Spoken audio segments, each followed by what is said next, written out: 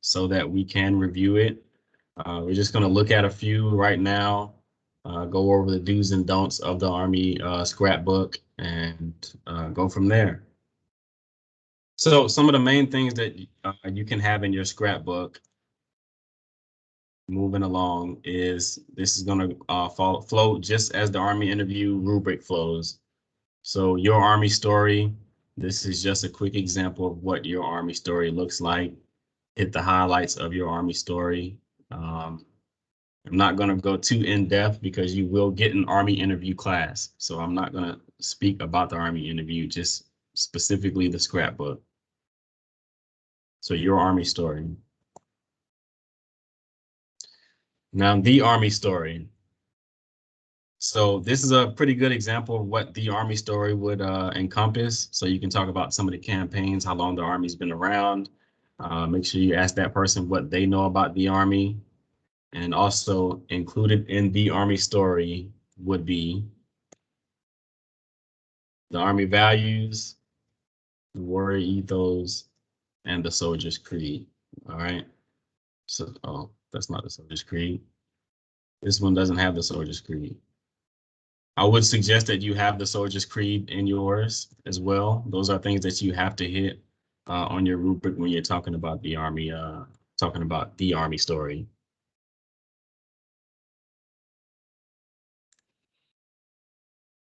Next, you have soldier. So you do have to cover each part of this acronym soldier during your Army interview according to the rubric. So as you go through it, make sure you have a smooth transition from you'll be at Apple MDT, so your pre-qual, into soldier. So you got service to country, occupational and career enhancement, leadership and management, diversity, income, excitement, and respect. All right, so make sure you cover each and every acronym, at least in the beginning. And then, of course, you can go more in depth into each acronym as you go down through your slides.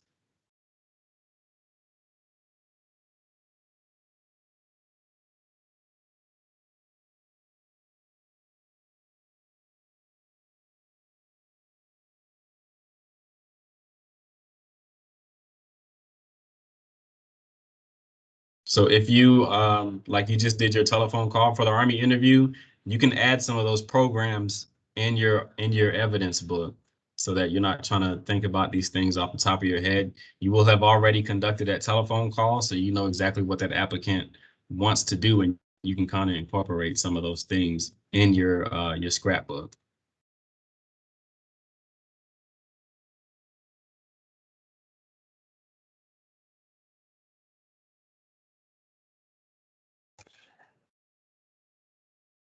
And then your life plan. So make sure you have an up-to-date one that has up-to-date pay rates and things like that. You can incorporate that life plan into your scrapbook. I tend to use a printed out version, but you can have that life plan in your evidence book.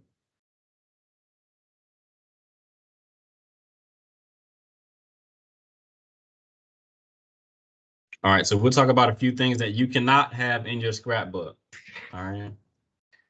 So number one, you cannot have any cues in your scrapbook. So when I say cues, things that's going to give you a hint as far as what step to hit next in the Army interview. For example, a screen that just says, now say Privacy Act or mention Privacy Act or something like that. You cannot have any cues in your scrapbook. Number two, you cannot have Apple MDT in your scrapbook.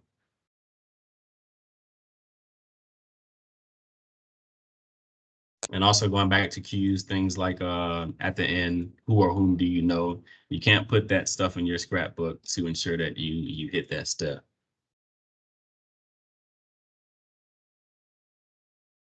So I have a question when it comes to the ask for referrals. If the instructor or the grader doesn't give you any, you're not gonna get, gig points for that as long as you ask the question, right? Right. You have asked the question, so you are perfectly fine. Okay. Spoiler alert, you're going to get one. Roger. Yeah, you're not going to be great on how well you convince your applicant to make people up. Right. Got you. So this is one version. Do either of you have any questions on the scrapbook at this time? I had a couple things to add Okay, go ahead, Sunfringe. when talking about the things that you can't have.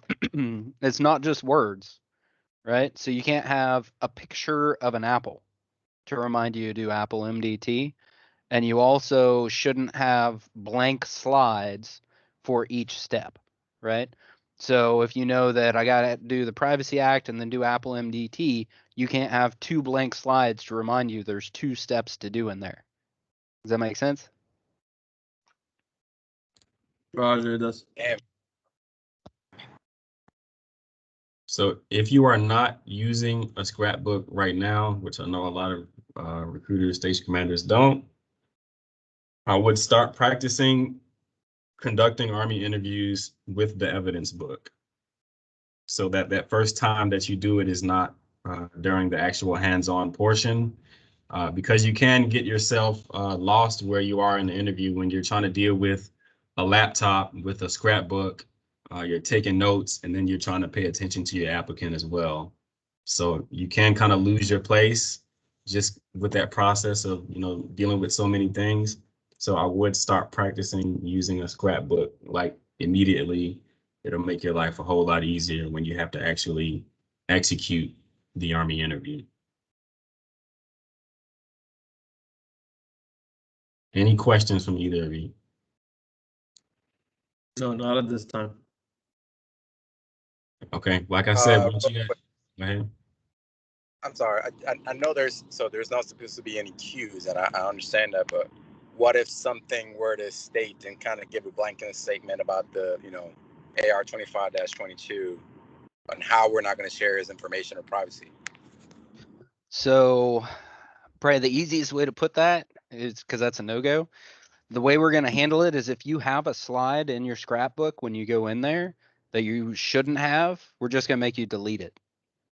And then if you've been practicing with that one forever, it may throw you off a little bit. So no keys. The only keys you're going to be able to have is your Army story, the Army story, and the acronym soldier. Those are like the three main things that you can have to help you get through those spots, and then a life plan at the end. Understood.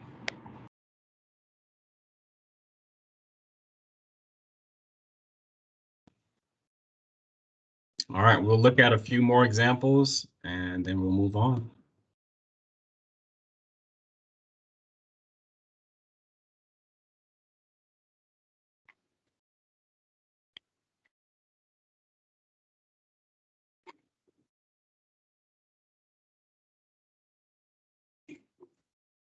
All right, here's another example.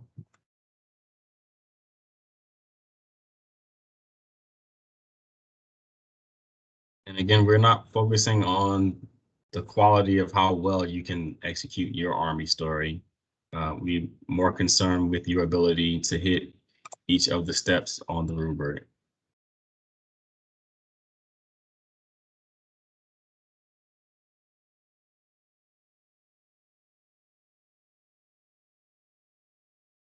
So just to make sure, so it has to have obviously the Army story, and it has to have your Army story, correct? So this is just a tool to assist you in executing that Army interview. So if you know that you can hit that step as far as telling your Army story without having it in your scrapbook, you'll be good to go. All right. So, but I would have my Army story, then I would have the Army story to include the Army values, the warrior ethos, which, and then Soldier's Creed, of course. Does that make sense? Roger, it does. Okay.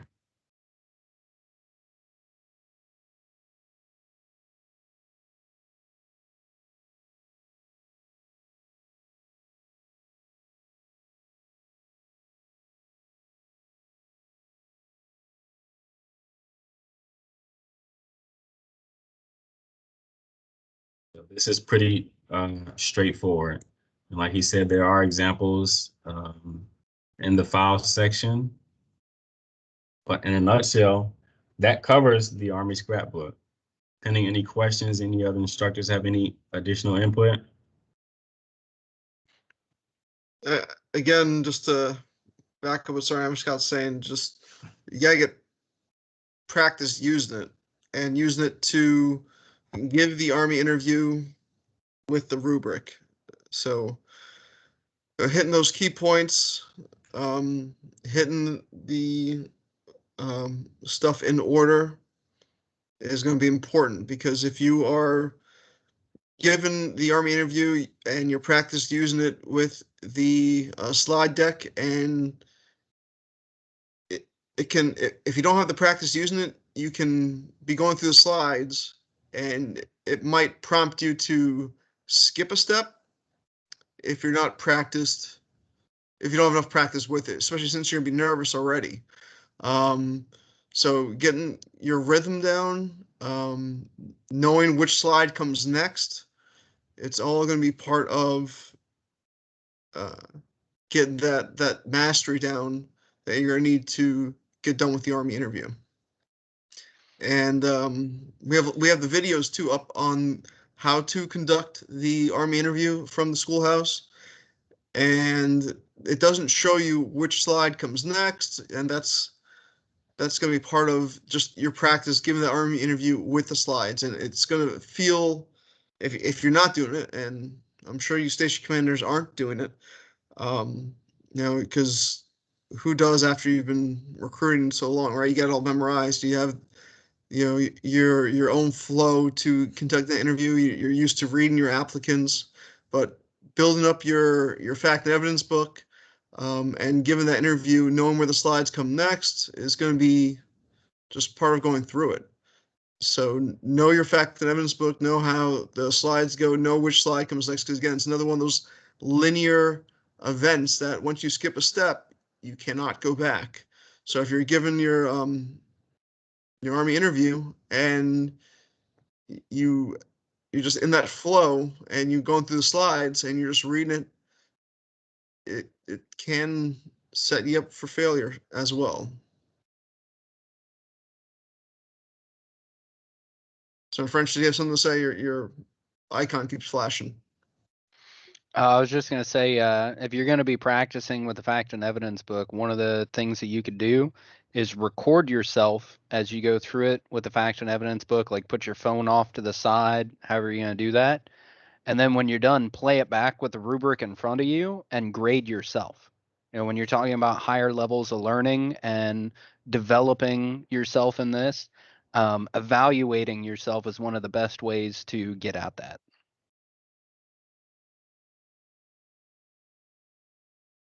Absolutely. All right, thank you. So your main focus should be, if you have your notes that you've already taken with the steps written on it, that should be your main focus, not the evidence book. If your main focus is the evidence book, you're most likely going to skip some steps. Yeah, absolutely. Are we gonna get like 2 minutes like we did with the phone call before to prep on a note, or no? Yes. Is it 2 minutes or is it 5 for the Army interview? My understanding was that it was 5. Yeah. Oh, And then we I can was write still in that paper. muted. We can write in that paper Yeah, it's whatever we 5. need. So you're going to have 5 minutes to prepare for the Army interview, and you're also going to get back the piece of paper that you used during the telephone call. So that'll be sitting in the room when you get in there. You'll get that back. You'll have 2 more sheets of paper, and you have 5 minutes before the person shows up for the interview. Okay. So essentially the same person that you conduct that telephone call with will be essentially the same person that you're going to do your interview with, and so on. So if you take good notes to keep you on track and focus on your notes as far as hitting the steps, then you're just using that evidence book to kind of supplement some of those programs and some of those steps to give a visual aid for the applicant.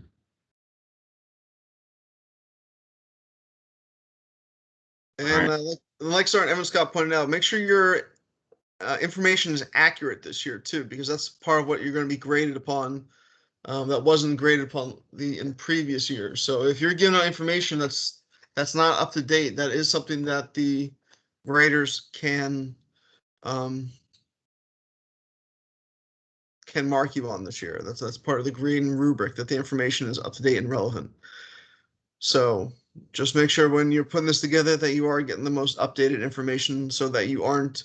They're not going to go through it line by line to make sure the information, but while they're listening to your interview and going over, because they'll be in a different room, that they won't be not necessarily be the person that you're role playing with. They'll be in a different room watching it and listening to it through a camera. And if you give out bogus information, like we had a couple people last year giving out some just bad information, and they catch it, you may lose points if the grader catches that. Roger. Right. So whatever template you use, make sure you go back and verify that information. I know these aren't correct. Right. So yeah, verify that information.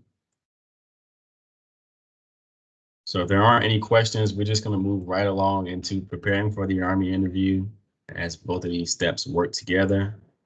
So I just wrote down a few things, and then we're also going to look into UTC 5-03.2 just to show you where this stuff is covered as far as preparation for the Army interview. You aren't ARC students, so I want to insult your intelligence. But here we go into 5-03.2, just talking about preparation for the Army interview. So preparation is the key ingredient for successful counseling. Being prepared and organized helps reinforce your confidence as an expert about the Army and the recruiting process. All right. So you're going to have that blueprint information, all that stuff that you conducted, you gathered when you did your telephone call for the interview. So as far as the location, we already have a predetermined location for you. It's going to be in one of our RecX rooms. There will be a camera in there, so just so you know what to expect as far as what pressures you'll have. So there'll be a camera so we can hear and see everything that's taking place inside of the room. All right. When you're doing your Army interview, take your time. You will have more than enough time to conduct your Army interview, which we will go over in the Army interview class, all right, which won't be conducted today. So influencers. I know when I did mine, I did have an influencer present. So just in your planning process, just consider whether there will be an influencer there or not. Plan for it, expect it. And if there is no influencer, all the better. Is there a specific, I don't know, like, questioning guideline or something that pertains to influencers? Because normally when you go to the ARC, I mean, it's simple, just the applicant. There like aren't something to be expected from. Yeah, there are not any additional steps as far as an influencer goes. Just kind of want to get you in the mind state of, just kind of being prepared, because an influencer was thrown in mind last minute. So just be in the mind state of being prepared to have an additional person in the room. It may or may not happen, but the steps remain the same. The same steps as you would hit if it was just you and the applicant will be the same steps that you hit if an influencer is present. So I will say, sense conversation if the influencer is there. Yeah, so my influencer that came in was an irate parent, and they came in very irritated, agitated, and you have to be able to handle the influencer and answer the questions that they're answering. Otherwise, they will derail the appointment. And if you're not handling it, they will continue to eat up the time for that interview. And that's part of it. If the influencer is distracting, they're there to be distracting for a reason. And you have to handle their objections or distraction, put them at ease, and then they'll stop being a distraction so you can continue on the interview. That is actually part of the interview. Yeah, I was going to get to that next. So, there may be a distraction. Okay. Now they have tamed that down this year. The previous hands-on portion compared to the year that Sergeant Hand got his, because it was pretty intense that year. Oh yeah, I got spit in the face and everything. It was great. Yeah, it was pretty intense. They have tamed that down, so it shouldn't be as bad. But I would prepare for some type of distraction or obstacle may come from the influencer, in which the steps would still be the same as far as overcoming that obstacle. But I would just be prepared for any type of distraction without going in too much into detail. All right. Where was I? 3-19, write it all down. That just goes back to taking good notes and making sure that you're keeping track of where you are in your Army interview. So as you hit those steps, I would check it off as I go, cross it out.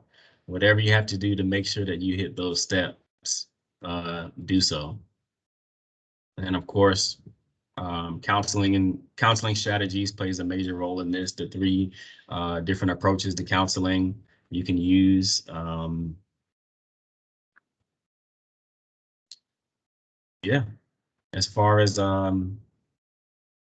attention to detail, making sure that you're hitting all of those questions, making sure that you're maintaining focus on your applicant, asking open-ended questions. I'm not trying to step on whoever is going to be giving an Army interview class.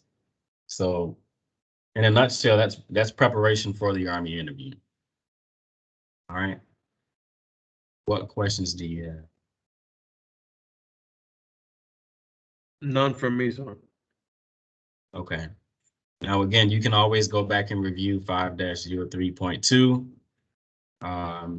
if you have any questions about preparation. But you've been doing this for a while, so I'm pretty sure you know how to prepare for an Army interview. So, sorry, Evan's got a quick question, Sergeant Hand.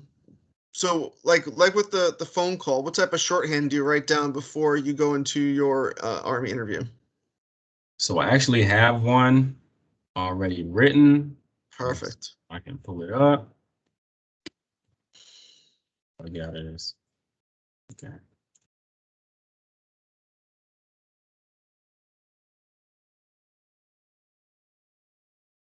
How do I move this to my other screen? Hit the share screen, and then it should give you. Go to the share screen button. It should give you options, and then you should be able to select the other screen.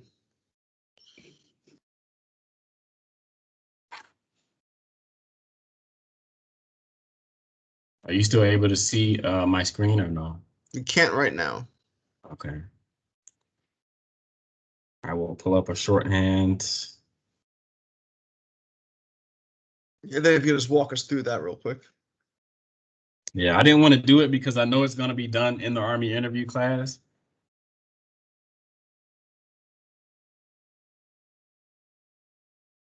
Come on.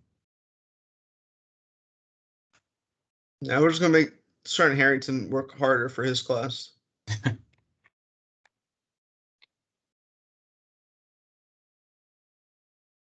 I mean, I have one. I can upload it and have it in there tomorrow. You want me to upload it to the files? Yeah, I'm trying to find mine. I hadn't used it in a while. If not, I'm just going to make one real quick.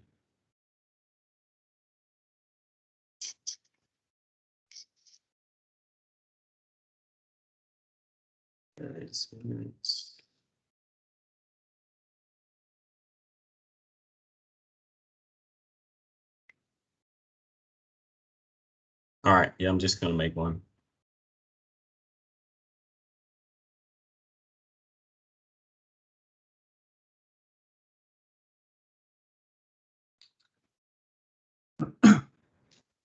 I have it. You want me to just show this? If you have it up, you can show it. If not, I'll write one on Word right here live. Okay, boom, there we go. Does that work? Yeah. You can see that? Because I can't see it. Yep, we can see it. Okay. So this is how I teach my class whenever I'm teaching class, how to memorize the Army interview shorthand.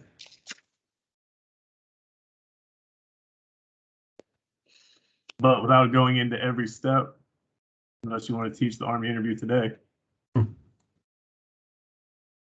Well, we got time, and we can always, if you want to start going into it, and we got till 1 o'clock, so that gives us 2 hours. If you're prepared to go into the Army interview today, we are prepared to start going today. Then we can recap it later on this week if you are prepared to teach it. Sure. Okay. Because we are ahead of schedule.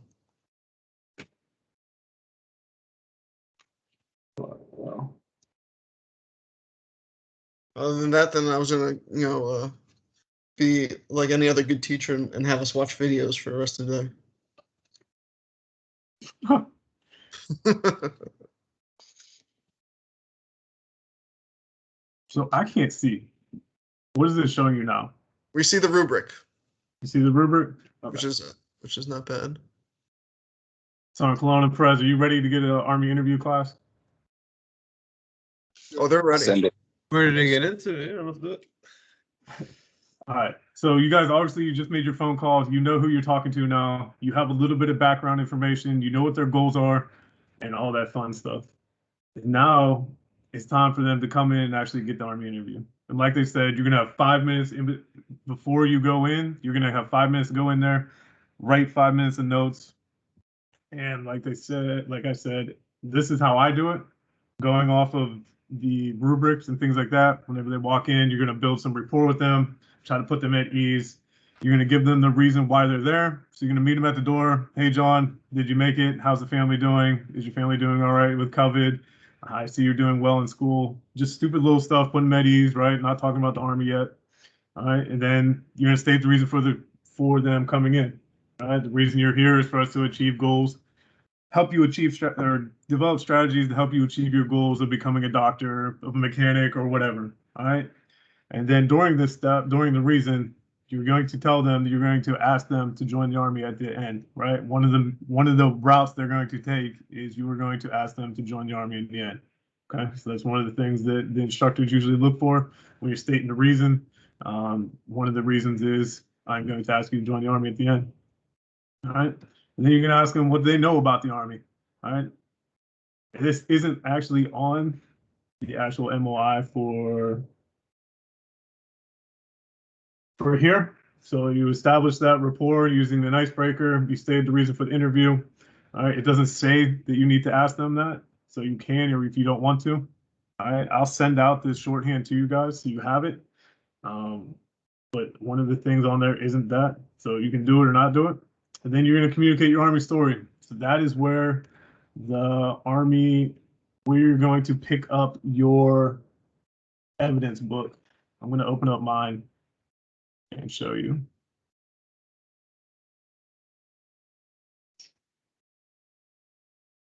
Interview book.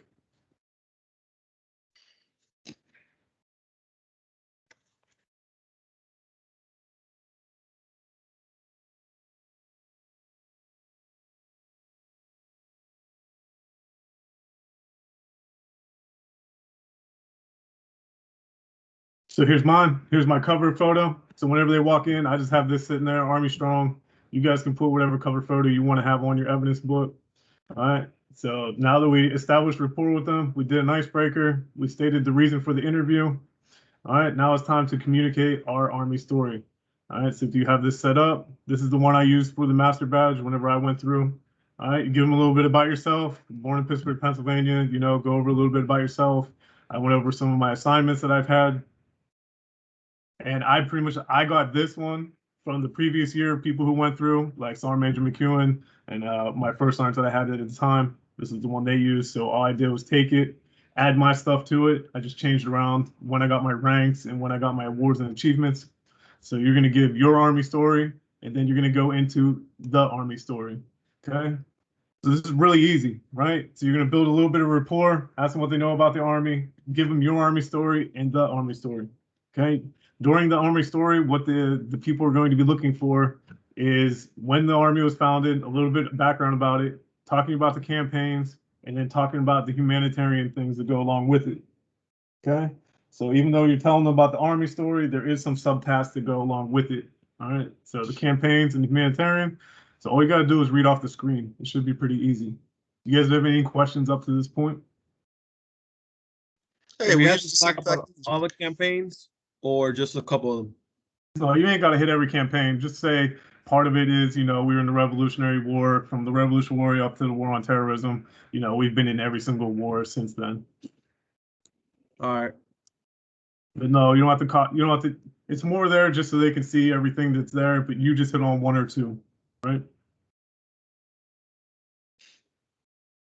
Go ahead, Sergeant. Any other question? No, I'm just saying we use the same fact in Evan's book. Yeah.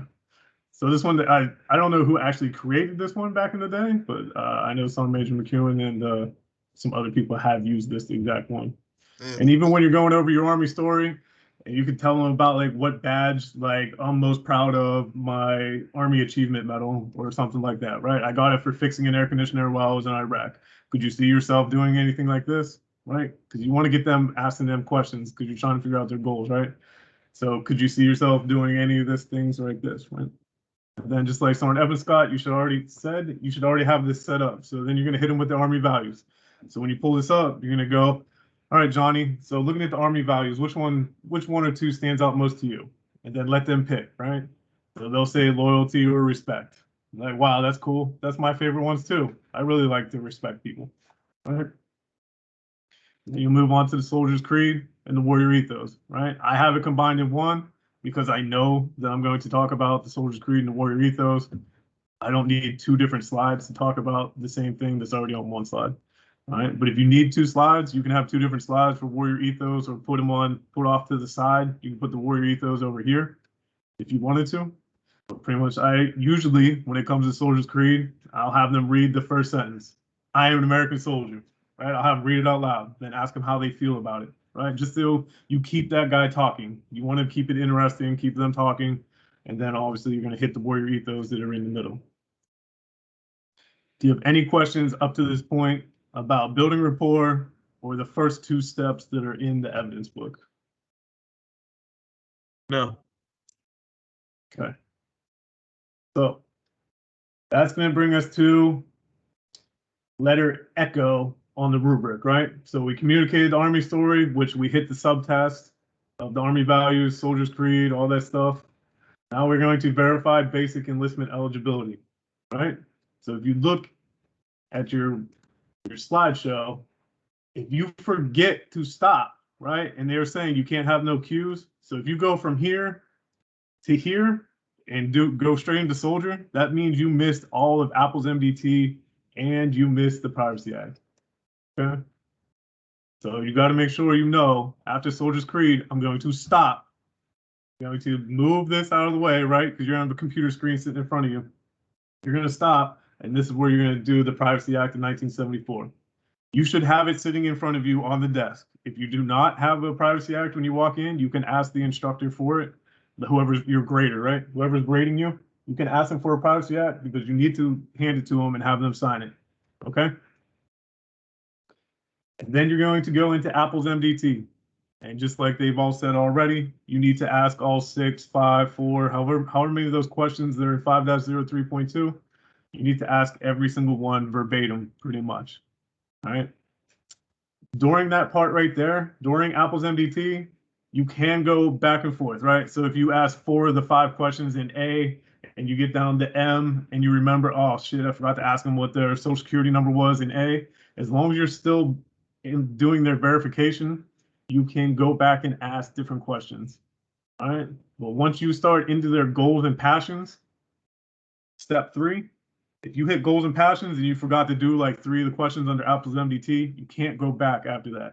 See how it's like big and bold? I will say one of the things that to note for the rubric this year, and this might be more just as a grader to note as opposed to something to stress out for a contender, is that Apple's MDT for the entire thing is only 1 point.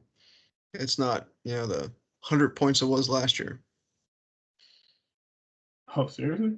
Yeah, if you look, verify Apple MDT, one no go. So as a contender, that might be something that still do your best to have it all memorized.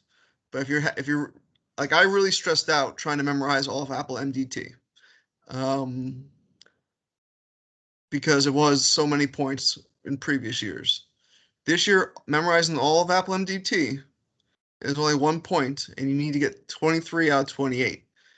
So if you're stressed out over Apple MDT, or if you're stressed out over the entire Army interview, you don't need to focus so much time memorizing Apple MDT. Focus on the rest of it, which is going to give you the 23 points that you need to get the 80% in the Army interview.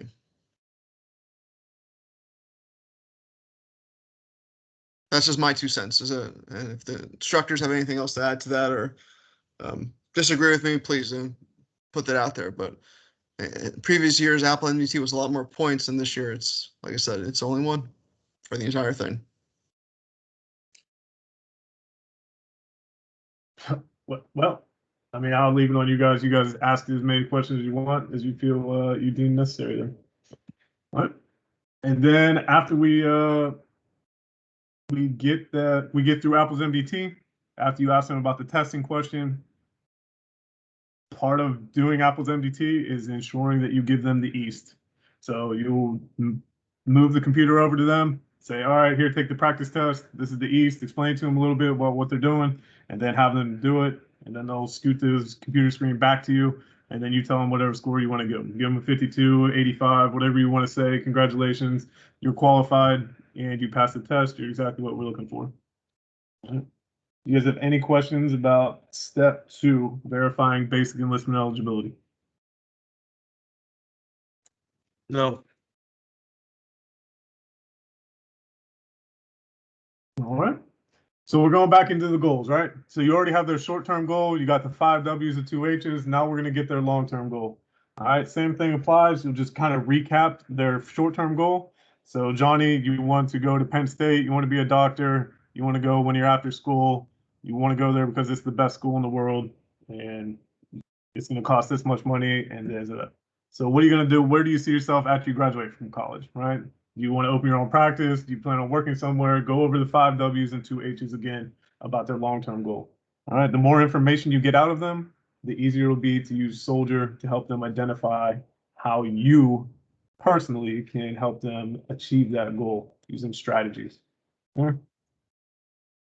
Do you have any questions on establishing goals? Step 3A. No. All right. So this is where you're going to go back to your PowerPoint, right? And you are going to go over the acrostic, whatever you say that word, Soldier. Okay?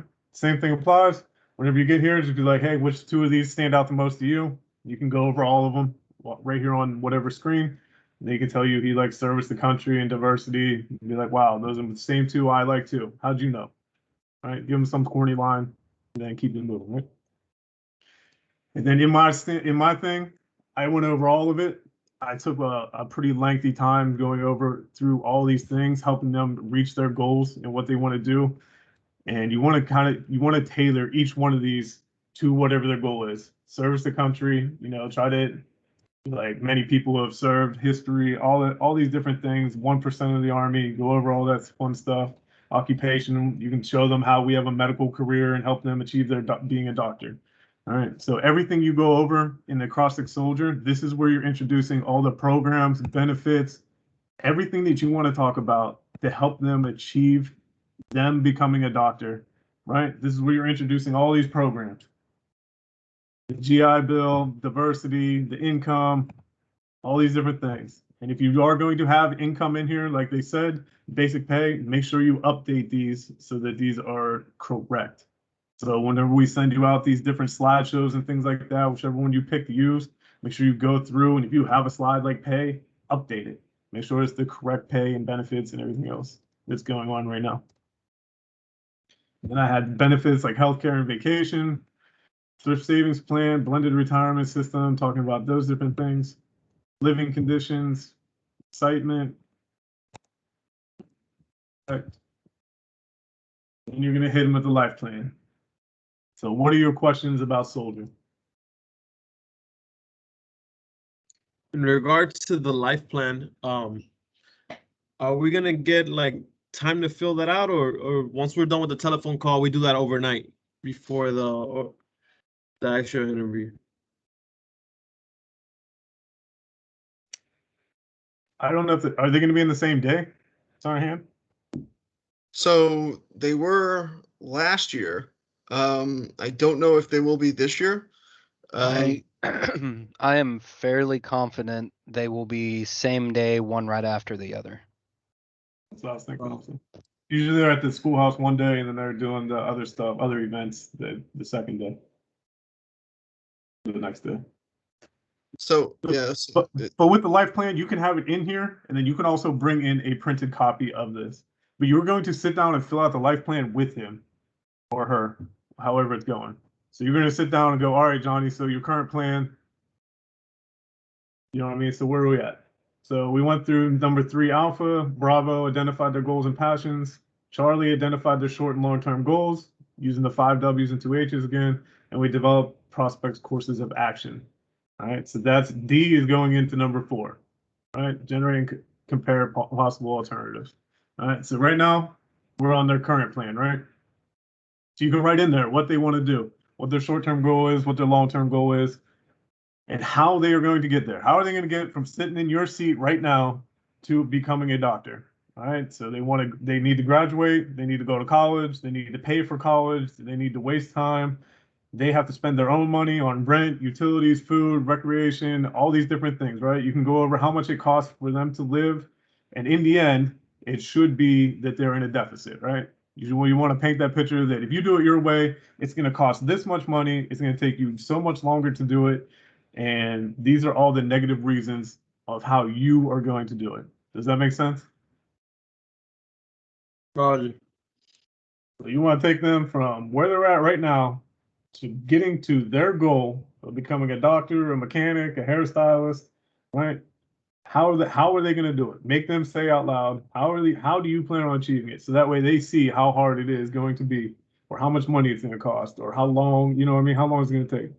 Then you're going to jump over to the active duty army, right? And you're going to show them how are they going to get from sitting there today with you, a high school senior, to the point of becoming a doctor, right? Either cheaper, faster, or all the above, right? How are you going to show them that the Army's going to get there? And make sure you touch on some intangible things like leadership, family programs, and different things like that in the Army. So we're going to pay you to learn a medical job in that profession. We're going to give you the GI Bill to get into college, to get your college paid for. And we're going to give you leadership skills because as a doctor and owning your own practice, it's going to be good to know some leadership skills while you have trying to manage an office and see patients at the same time, right? And then you're going to do the same thing with Army Reserves. So you're going to go part-time. That way you can still get the leadership training and the GI Bill and different things like that to help you reach your goal. Do you have any questions on courses of action? No, not at this time. Do you guys remember doing that? How long have you guys been out of the ARC? 6 years. 6 years? Okay. Yeah, so it's been a little while since you did a life plan? Or did you guys actually use this while you were recruiting? I don't use soldier or life plan. No, I mean, I do it, but off my head. I don't write anything down. Man, I don't know how you got anybody in the Army without doing this. Right? All right. So now we went through the regular Army course of action. We went through the Army Reserve course of action. All right, you guys need to actually sit there and lay out a plan, okay? Does that make sense? You need to know what their plan is, how the active duties Army and the Army Reserves plan. All right. Now you need to assist the prospect in weighing their choices. It's going to be for Charlie. All right. So you need to tell them, Johnny, I think you should go active duty because of this reason, this reason, this reason. What do you think? All right. So that's how you're going to approach that. Say, Johnny, I think you should go active duty because you're going to get there quicker. It's going to be less money, and the leadership is going to be invaluable to you, right? Something like that. What do you think? Then they are going to pick what they think. Oh, I think I should go in the Army Reserve. You know what, Johnny? The Army Reserves is a better choice. I am wrong. So whatever they pick, agree with them and help them execute the decision-making process. And now we're going into 5. Execute the decision. 5 alpha. Request the prospect to decide the best. Okay, so we did that. Now we're going to gender the commitment. Ask the prospect to join. Number 6. You must turn to them and directly ask for the commitment. Is exactly what it says. So whenever you ask them to join the Army, you need to look at them in the eyes, turn to them, and say, Johnny, are you ready to join the regular Army? Or Johnny, are you ready to join the Army Reserves? Okay. Whoever's grading you is going to be listening for those different things. We're going to be watching you on camera and listening to you on headphones. All right. We're going to look and see, did you turn to them, look them in the eye, and ask them to join the Army, Reserves, or the regular Army? Okay. You must ask which branch. Whichever one they pick should be the branch that you said. If they say no, you're going to overcome the obstacle. Okay? Which is my other class for tomorrow. But I just go over this now. Quick question, sorry. So, is the overcome the obstacle if they do it during the Army interview? Is that like you're gonna have 2 tests in one, or are we gonna have another test for overcome the obstacle? So you're going to have 2 different tries at overcoming the obstacle. You're going to have one try during the phone call. So if you mess it up during the phone call, you have another try to do it during the Army interview. So you're going to do it twice. Right. All right. And then here's the 5 steps to overcome the obstacle. All right. As they said before, the ORJ, FFFL. So the first 3 steps, you were just checking for a smoke screen. So if you wanted to divide the obstacle into half, the first 3 are just making sure you have the correct objection. And then the second parts are actually overcoming it. So step 1, obviously you have a good reason for saying that. May I ask what it is? Okay. They are going to be listening for the word obviously. All right. Obviously you. So make sure you don't try to come up with a different way of saying it. Just hit the steps for this Master Recruiter Badge rubric. Okay. Obviously you have a reason for saying it. May I ask what it is? I don't want to cut my hair. Okay, Johnny. So the reason you don't want to cut your hair or don't want to join the Army is because you don't want to cut your hair. Do I have that correct? All right. You're saying it out loud to repeat it back to them to make sure you heard it correctly and they hear how stupid it is, why they, whatever the reason is. Does that make sense? Roger. All right. And then the J, just suppose that wasn't an issue. Would you join then? All right.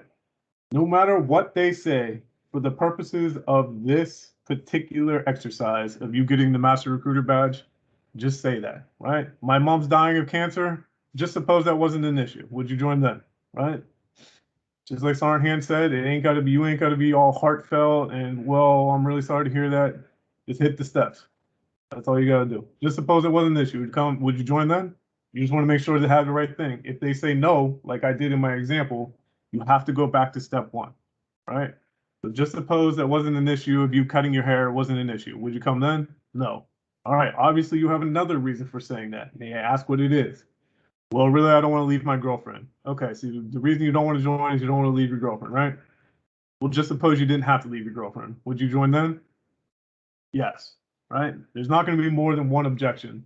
All right, so if there's a smoke screen and you get to the second one, they're going to say yes the next time. So on step 4, show emotion. I understand how you feel. Many people have felt that way. But what I found is leaving your girlfriend for 10 weeks is a small sacrifice for you getting all these benefits, getting to be a doctor quicker, having it paid for, and getting those leadership skills. Okay, that's step 4. Feel, felt, found. I understand how you feel. Many have felt that way. What I found is something, right? It needs to be logical, something close to overcoming it, right? You need to overcome the objection. And then use logic. Bringing back everything that you did, right? This has 2 days, 2 times because it was for the telephone call. So use logic. I would hate for you to miss this opportunity to miss the Army or not join the Army just because you're worried about leaving your girlfriend for 10 weeks. Now Johnny, right? So that would be the 5 steps to overcoming obstacles. Do you guys have any questions on the obstacles? No. All right, so once you get through the 5 steps, you're going to, again, directly look him in the face. Now, Johnny, now that we've overcame that, are you ready to join the regular army? And then he's going to say yes. Okay.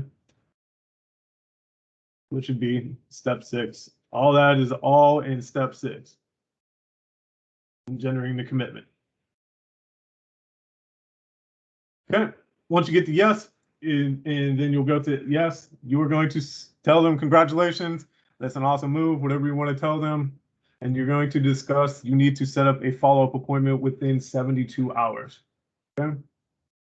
And the things you must discuss, this is more important than Apple's MDT, according to this rubric, right? You must discuss the ASVAB, the application timeline.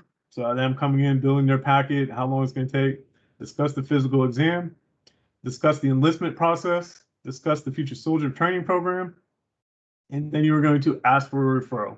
All right, so after you get the next appointment set up within 72 hours, you're going to talk about all the different things, and then as always, congratulate them and ask for a referral. Who or whom do you know that might benefit from this this opportunity, whatever you want to say. Finish on a positive note, give them a pound, whatever you want to do. Thanks for coming. Kick them out of the office. What are your questions for the masses here on the Army interview? I don't got any.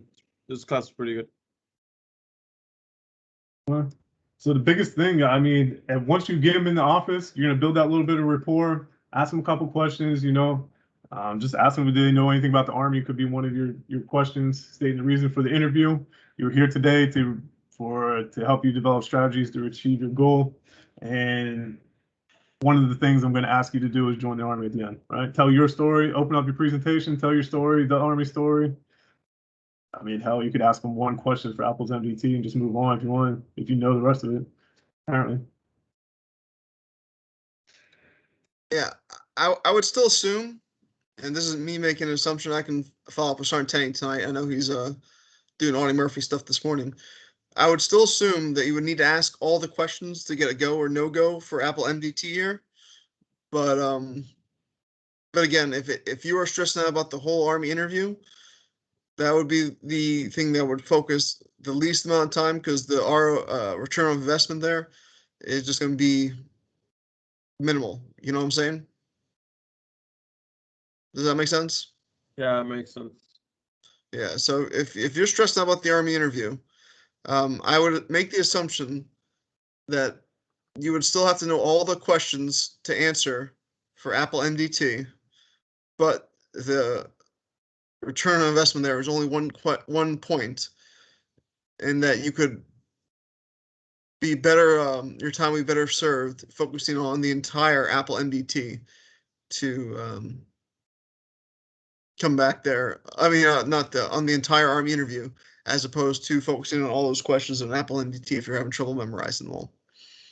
And again, I'll follow up with Sergeant Tenney later on that, but that's my understanding of how that question is written there, or that grade is there.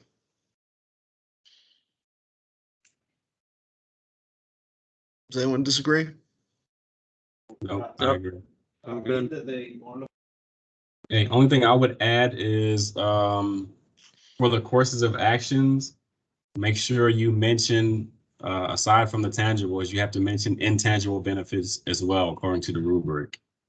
All right, so leadership traits, the camaraderie, whatever it is, I would specifically say the word intangibles to include those benefits as well, because it is on the rubric.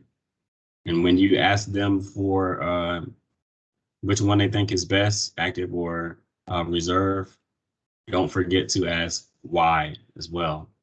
So you're going to say, hey, man, I think the regular Army it would be best for you. What do you think? I think the Army Reserve would be better. Okay, why? And they'll just basically solidify why they think that route would be best for them.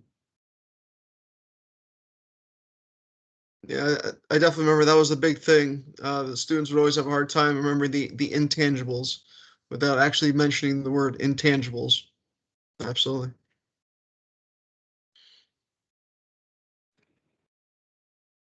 The biggest thing is going to be you guys setting up this PowerPoint sometime this week. Get yours down that you're going to use and set this thing up, and then practice next week just once or twice, running through how to do a course of action, how you're going to actually present soldier and different things like that. But having this already built and do it once or twice with your soldiers is going to greatly help you, or you're Yep. going to sound crazy whenever you walk in to get graded.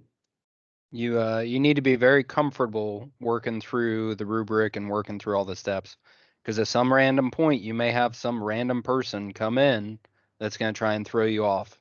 I know 2 years ago when I did it, it was a veteran that was trying to find the VA, and until I gave them the right answer of how to contact the VA, they weren't leaving. And they were being very boisterous.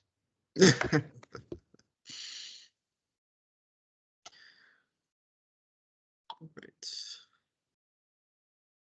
So, does anybody have any additional questions for our friendly instructors here?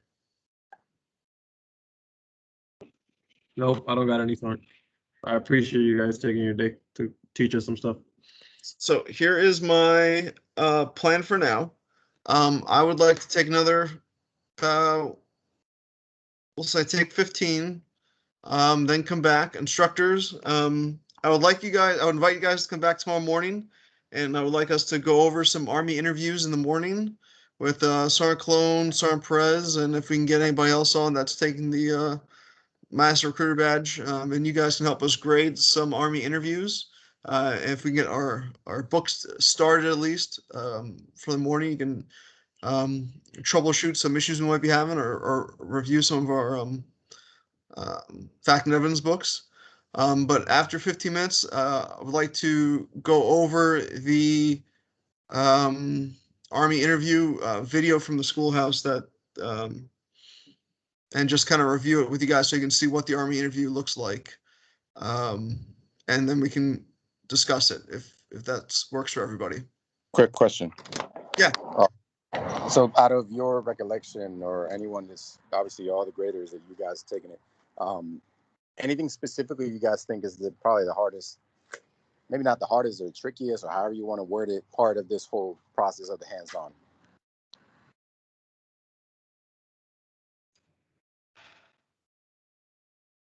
It really just comes down to attention to detail on every single event, because one of the smallest things can get you tripped up in something that you think you know. For example, the OPAT. Typically, it's the very last event, but the OPAT gets a lot of people eliminated for small things. So stuff like the OPAT, we're not going to go into it because they're going to give a class, but you are mic'd up. But there are little intricate things that you need to do or say that can get you disqualified. So attention to detail throughout the entirety of the events to make sure that you're hitting the steps for every event. Yep, just having a process, right? So everything's going to have a rubric. You need to figure out what process are you going to use to memorize those rubrics and make sure you hit every step in those rubrics. And then taking the things that you're strong with, like for me, I'm really strong in the telephone call and Army interview. So that allowed me to spend more time on things I wasn't strong with, like the school recruiting program and the OPAT. I would also get a study group. Once you get here, you two can team up with some other members.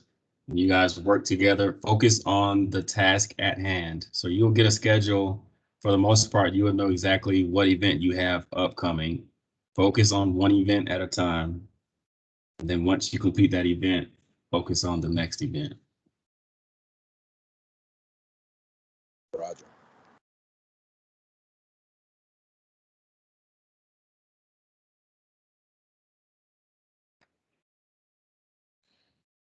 Yeah, I think everyone said it. Get with a study group.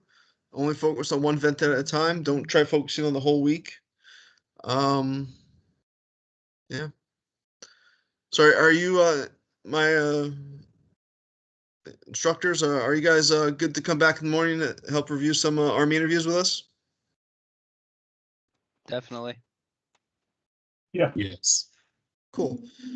So let's come back. We'll say 11:45, and then we'll watch the video and we'll discuss that. And I think that'll be pretty much it for the day. So is everyone, instructors, unless you guys want to hang on and answer questions, we're just going to watch the video, discuss the Army interview, and then work on our fact and evidence books, and that will be it for today. Shorthand. I'm going to send you this. I'll send you my evidence book, my shorthand, and the overcoming obstacles. And you can send it to them. Yep, and I'll get it uploaded to the file section as well. Thank you so much, John Harrington. So, all right, we'll come back at 11:40. Oh, Sergeant Davis, do you have something to say? Yeah. So Sergeant Cologne and Sergeant Perez are the only two that are going to be on this training from here until Thursday. Okay, so what we have is pretty much it. Great. I did contact Master Sergeant Jensen. He's on leave, so that's why he's not going to be here. But Correct. They're going to be saved the video so you can review them. Yeah. All right, so let's take a little break. We'll come back at 11:45. We'll go over this video. We'll discuss it, answer any questions about the Army interview, and then we'll go over the fact and evidence book, and then we will wrap it up at 1300.